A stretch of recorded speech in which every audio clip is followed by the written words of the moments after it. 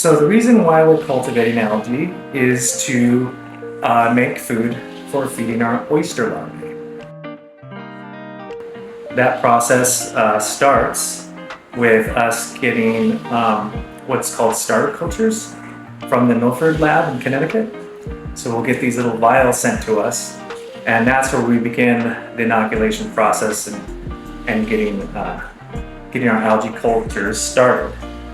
So yeah, the initial process for creating our starter cultures is getting filtered seawater into flasks and sterilizing it. So the first part is making sure everything is super clean, having all your flasks ready.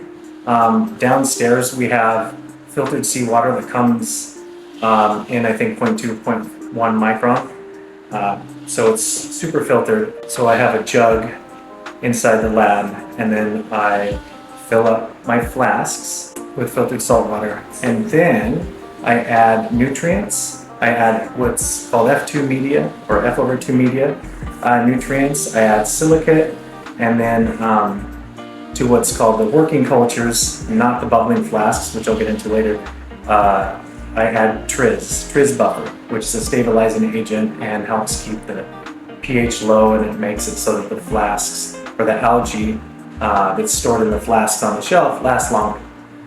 Once I get all the filtered seawater into the flasks, and I get the F2 media, the silicate, and the Trizz in the flasks, then I autoclave. So I put it into, there's other ways you can do it. The important thing is to sterilize it. So 121°C for about 30 minutes, maybe even a little longer. It goes in there, sterilizes everything, so then it's ready for the inoculation process. So after the flasks are autoclaved, I let it sit overnight. It gives the pH a chance to stabilize, and as well, of course, cool off. You don't inoculate when the water's still almost boiling. I put the filtered seawater in the sterilization chamber with the algae that I want to inoculate. So if I'm getting it right from Milford Labs, I take the tube and I dump a little bit inside the flask. In that process, it's important that everything is super sterile as well. There's positive flow that's coming out of the hood, but you want to spray your hands with alcohol a lot every time you put your hands back in the chamber. And there's a little burner, which has propane, so that way you can have a little burner and you can sterilize the lips of the flask. So just trying to eliminate any bacteria that you might infect. And then you inoculate it, and then you cap it, and bada bing, bada boom, you're good. So in what I call my algae lab, where everything is moving, at the top I have what's called my library stock, and that's the very first thing I inoculate. And it's from there I'll get all my algae going started in these 500 milliliter flasks. And then from there, I'll inoculate down into what I call my working cultures. And those are the ones I'm going to be re-inoculating from over and over again, week to week, into new 500 milliliter flasks, and also the larger 2-liter bubbling flasks on a weekly basis. The 2-liter bubbling flasks, those have air feeding into them, and they also have CO2 from downstairs. So and what that does is it helps it stay in a constantly exponential growing state, so it never fully crashes.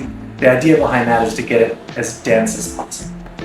And then in the library, in the working cultures, they can stay there for weeks at a time. But it's good to keep your working cultures, keep re-inoculating like every week or every 2 weeks at the latest, I guess. So we'll take the 2-liter flasks, the bubbling ones, after about a week. We'll take them downstairs and I'll inoculate a bag. And I'll start the bags with about 20 liters of salt water, and then I'll put 2 liters of the inoculant or the algae into there. So, and it's kind of the same principle, like it's about 10%. It doesn't have to be exact. But if you've got a good, dense, exponentially growing algae, it should come up within a few days. At the most, it takes about a week for it to come up fully and be ready for harvest. From there, it's a matter of taking lots of samples, making sure your CO2 is at an acceptable level, because that CO2 is what's going to control your pH and it's going to continue to make sure that your algae grows at the rate that you want.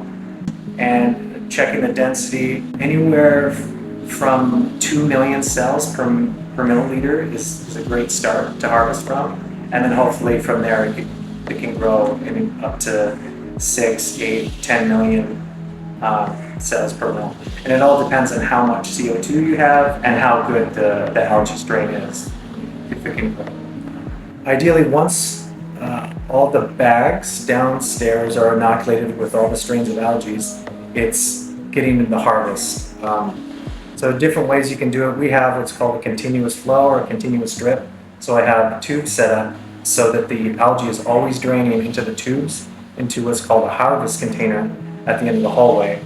And from there we have a pump that pumps all that algae that's all together in one spot out to the oyster steam. Bada bing, bada boom, you're good.